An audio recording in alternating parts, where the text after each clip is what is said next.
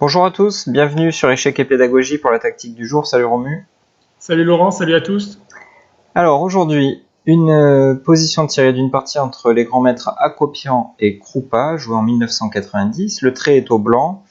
Les deux rois sont dans des courants d'air, donc vous allez pouvoir vous faire plaisir et calculer des variantes assez précises et tranchantes. Et ensuite, Romu va pouvoir vous dévoiler ce qui s'est passé dans la partie avec tous les détails. Alors effectivement, tu as bien dit que les deux rois étaient dans les courants d'air. Donc, alors pourquoi on peut dire ça? Ben, on voit que le roi noir est parti en H6. Et donc forcément, c'est pas un abri très très sûr pour lui, puisque on note la présence de la tour en G1 notamment, qui est postée sur cette colonne et du coup qui est proche du roi noir. La dame en B2 n'est pas en reste non plus, puisque elle peut non seulement coulisser sur la deuxième rangée de façon à se rendre vers l'aile roi. Par exemple, on peut imaginer la case F2 pour aller sur la case ensuite H4 pour essayer d'attaquer le roi. Elle est aussi sur la diagonale A1 H8. Alors pour le moment, cette diagonale est un peu bouchée par la tour C3 et le cavalier D4, mais si sa vue venait à se dégager, la dame pourrait envisager intervenir sur cette diagonale. Et le cavalier D4 qui est parfaitement placé au centre de l'échiquier en D4 et qui peut sauter facilement vers l'aile roi. Il a un œil sur le pion F5 notamment, sur la case E6 et il est prêt à intervenir pour essayer d'exploiter la position du roi en H6 un peu bancale. Alors on va parler des deux rois qui étaient faibles. Le roi blanc, pour le moment, les pièces noires sont un peu plus loin de lui que ce que l'on a dit pour le roi noir. Mais par contre, on peut noter la présence du fou en A8 qui est extrêmement bien placé, puisque sur cette grande diagonale, on pourrait imaginer l'arrivée de la dame B6, par exemple un coup comme dame B7, pour essayer de viser les cases G2 ou H1, afin de trouver du contre-jeu sur cette diagonale et essayer d'attaquer le roi. On peut noter aussi la tour en C3, qui est postée de manière assez entreprenante, puisqu'elle a un œil sur le pion D3, sur la case C2. Alors, sur cette case est contrôlée pour l'instant, mais encore une fois, si les pièces blanches venaient à s'écarter de cette case, la tour se ferait un plaisir d'arriver sur la deuxième rangée pour essayer d'exploiter justement le roi en H2. Donc, quand les deux rois sont exposés comme c'est le cas ici, l'importance du trait est d'autant plus décuplée et c'est pour ça qu'il faut agir vite sous peine que l'adversaire s'organise et soit le premier à lancer les menaces. Donc on va regarder les moyens directs de s'en prendre au roi noir. Donc comme d'habitude, on va regarder les échecs en premier. Et il y a un échec qui vient tout de suite à l'esprit, c'est le sacrifice de cavalier. Cavalier prend F5. Ok, donc on comprend que l'idée c'est de dévier le pion G6 afin de donner la pleine mesure de sa puissance à la tour G1 et que le roi H6 soit bloqué finalement.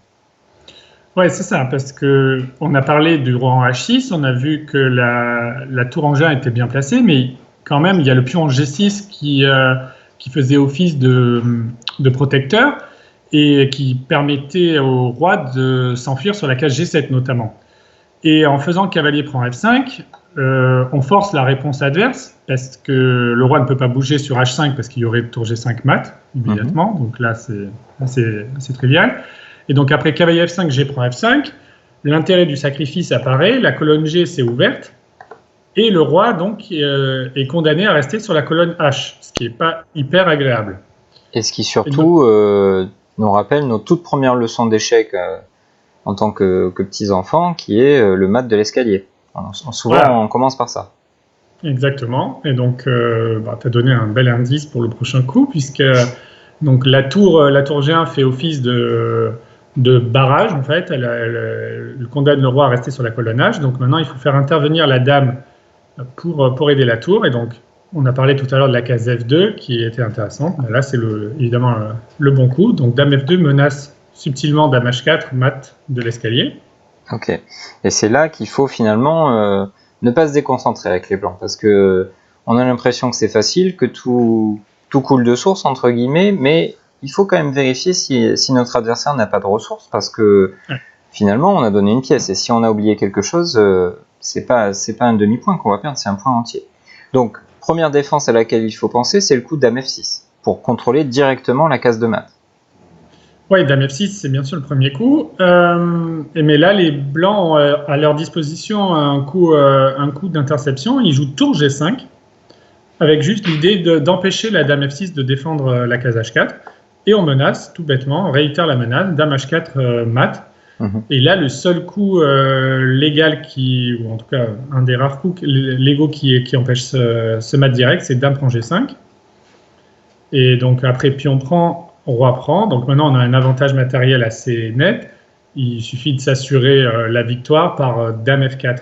On continue à enfoncer le clou. Et après, roi G6, dame D6, roi H5. Et là, dame D7. Qui nous permet de faire des doubles attaques. Ça montre bien la supériorité de la dame dans cette position. On attaque un peu tout. Le roi ne peut pas revenir en G6 pour défendre les deux pions, parce qu'il y aurait dame E8 et dame prend fou. Donc là, ça mettrait tout de suite fin à la partie. D'ailleurs, ça, c'est un conseil qu'on peut donner. Alors là, on s'écarte un petit peu du thème de la tactique du jour, mais lorsqu'on est dans une finale avec une dame face à des pièces, très souvent, la bonne exploitation de la dame, c'est de chercher les doubles attaques. C'est vraiment son point fort. Donc, ici, c'est exactement ce que tu nous as conseillé. Après roi prend G5, on va pas commencer à chercher, je sais pas, activer le roi ou quelque chose comme ça. On va tout de suite essayer d'utiliser notre dame pour aller attaquer les points sensibles, qui sont traditionnellement les choses qui ne sont pas défendues ou mal défendues. Donc là, il y a le fou, le pion A5, le pion F5, le pion H7, plus le roi qui est dans les courants d'air. On va très facilement pouvoir trouver des doubles attaques. Oui, c'est important de continuer, parce que sinon les noirs peuvent consolider et ça peut s'avérer plus difficile à valoriser notre avantage matériel. Il faut éviter une éventuelle forteresse. Bon, là on est loin d'une forteresse, mais voilà. Typiquement, pour gagner avec une dame, il faut réussir à trouver des doubles attaques. Ok pour le coup classique, on va dire dame F6, qui visiblement ne marche pas. Mais Kroupa, avec les noirs, ne s'est pas écroulé. Il a cherché quand même à faire continuer la partie le plus longtemps possible, et il a trouvé une défense imaginative avec tour C2, qu'il fallait avoir anticipé. Oui, on le dit souvent dans nos vidéos, dans les situations qui sont extrêmes, comme c'est le cas ici, puisqu'il y a une menace de mat en un coup, et le roi blanc n'est pas tout à fait aussi en sécurité. Il faut envisager, bien sûr, les coups normaux comme dame F6, comme on l'a fait, mais également les coups qui sortent un peu de l'ordinaire et qui peuvent éventuellement sacrifier du matériel pour des ressources cachées. Et là, c'est le cas avec tour C2. L'idée étant de forcer, bien sûr, dame prend C2, puisque la dame ne peut pas aller en H4 puisqu'il y a le roi derrière. Et ensuite, après dame prend E3, on voit que les noirs ont une qualité de moins, mais par contre, la dame s'est relativement activée. On attaque F4 et on est prêt donc à essayer d'exploiter la position exposée du roi blanc. Donc là, encore une fois, il s'agit avec les blancs de faire très attention, mais en même temps de continuer à faire des menaces. Donc la mission est double. Il faut sécuriser déjà notre roi, bien sûr, pour éviter d'avoir des petits soucis immédiatement. Mais en même temps, il ne faut pas perdre de vue notre objectif initial, qui est exploiter le roi qui est en H6 et qui est quand même très faible. Donc là, notre ami Akopian a trouvé un très joli moyen de faire de remplir ces deux tâches en jouant le coup de dame B2. Donc il ignore l'attaque sur le pion F4, parce qu'il a bien évalué les conséquences de laisser ce pion, même si ça se passe sur échec. Et en même temps, avec dame B2, il utilise ce dont on a parlé tout à l'heure, la diagonale qui là s'est bien dégagée, puisque le cavalier et la tour qui s'y trouvaient ont disparu. Donc maintenant, la diagonale s'est bien ouverte et la dame B2 essaye d'exploiter justement cette ouverture de la diagonale pour viser les cases F6 et G7 et menacer mat. Donc ici, On peut d'abord essayer de... Enfin, on va d'abord regarder ce qui s'est passé dans la partie, je pense, parce que vraiment le coup le plus naturel, c'est dame prend F4. Bien sûr. Mais comme tu l'as dit, Hakopian, avec les blancs, a très bien mesuré les conséquences de ce qui se passait, notamment en voyant que le coup tour G3 lui permettait de parer l'échec et surtout de continuer son attaque, parce que finalement, les noirs n'ont plus d'échecs. Ils n'ont pas le temps de créer des menaces de mat avec par exemple dame H1 et dame F1 pardon, pour menacer dame H1 parce qu'ils sont eux-mêmes menacés de mat et donc les blancs prennent de vitesse leur adversaire et d'ailleurs les noirs ont abandonné ici. Oui, on voit la dame B2 qui est parfaitement placée, qui remplit vraiment ses deux rôles à merveille. Elle défend la seconde rangée, donc elle empêche dame F2. Donc elle sécurise son propre roi tout en attaquant le roi noir. Donc la case B2 est vraiment la case parfaite. Et là, effectivement, c'est fini dans cette position. Alors il a abandonné. Alors on peut essayer de creuser un peu. Si les noirs jouent roi H5 de façon à éviter dame G7 ou dame F6 sur échec, les blancs passeraient par la case E2, parce que maintenant on a bien compris qu'il fallait faire intervenir la dame dans l'attaque.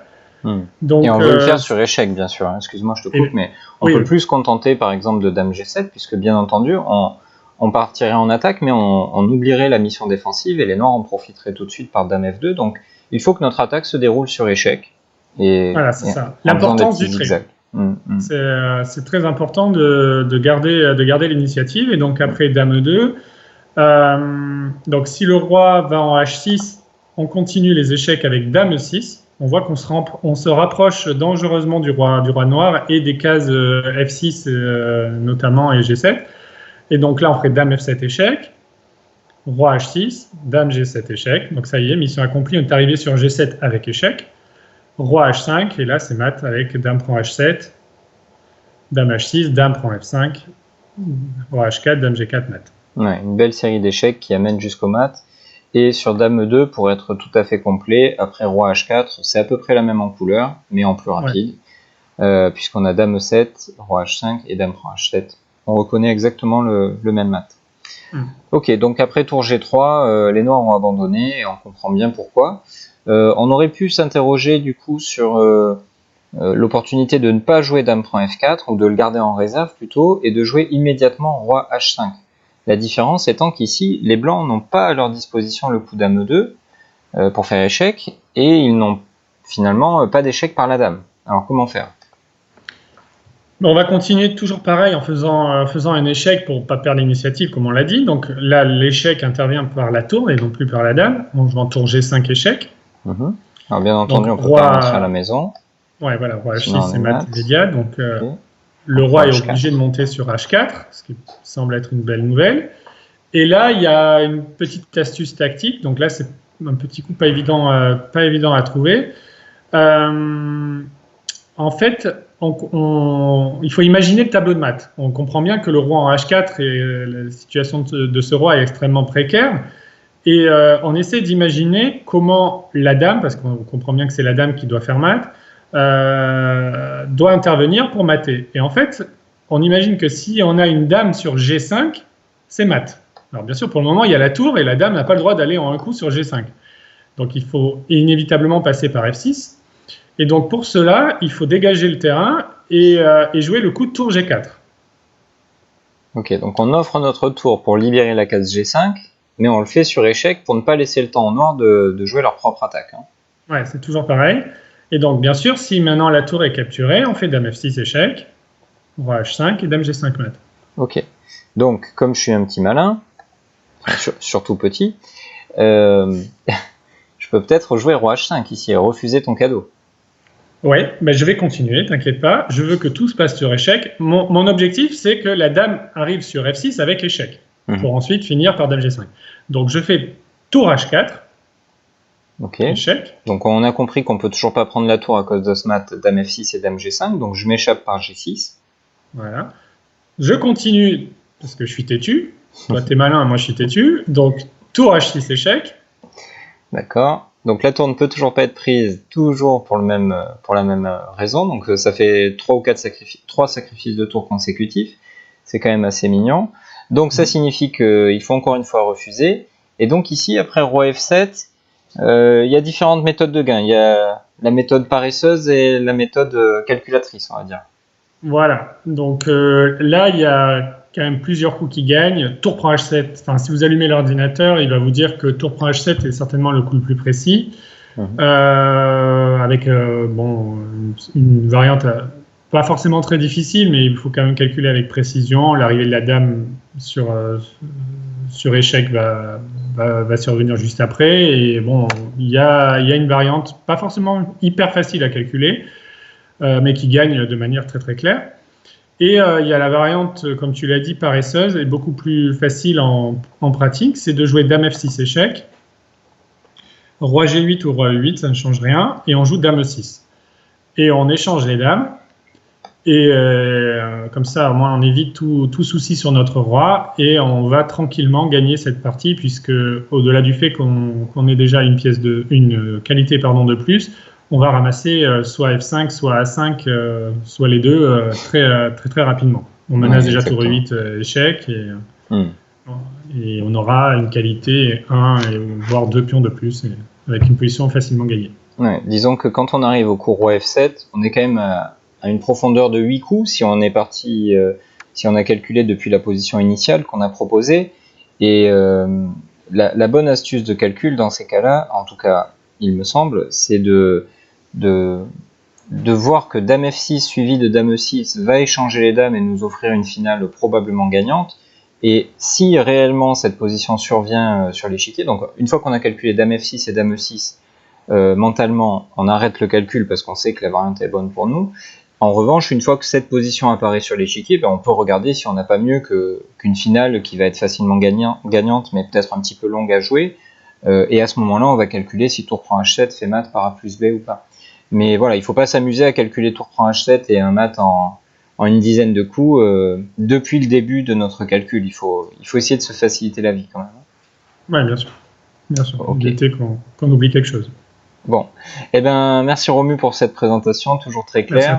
On espère que vous avez apprécié cette tactique qui était quand même assez riche. N'hésitez pas à liker la vidéo si ça vous a plu, à partager auprès de vos amis notre travail quotidien afin de faire grandir la communauté et qu'on puisse être de plus en plus nombreux à progresser ensemble. On vous dit à très vite sur notre chaîne. Au revoir, à bientôt.